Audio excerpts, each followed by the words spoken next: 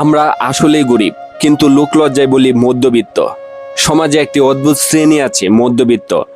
বাইরে থেকে তাদের দেখে মনে হয় তারা সুখে শান্তিতে আছে, কিন্তু ভেতরে ভেতরে তারা প্রতিনিয়তই সংগ্রাম করে চলে। বাস্তবে তারা গরিবের চেয়েও বেশি কষ্টের জীবনযাপন করে, অথচ লোকলজ্জার বয়ে নিজেদের গরিব বলতে পারে না। তাই নাম দিয়েছে মধ্যবিত্ত। মধ্যবিত্তের সংসারে প্রতিটি খরচ হিসাব করে চলে। সন্তানদের পড়াশোনা, ঘর ভাড়া, বাজার খরচ, আত্মীয়দের দাওয়াত, সবকিছুতেই চাপ সামলাতে হয় একেবারে দম বন্ধ হয়ে আসা অবস্থায়। নতুন জামা কিনতে গেলেও 10 বার ভাবে, পকেটের টান মেপেই তবেই সিদ্ধান্ত নেয়। কারো সামনে অভাবের কথা প্রকাশ করলে হয়তো সম্মান থাকবে না, তাই তারা মুখে হাসি রাখে, অথচ বুক ভরা দুঃখ গোপন করে। তাদের সবচেয়ে বড় কষ্ট হলো সমাজে টিকে থাকার মানসিক লড়াই।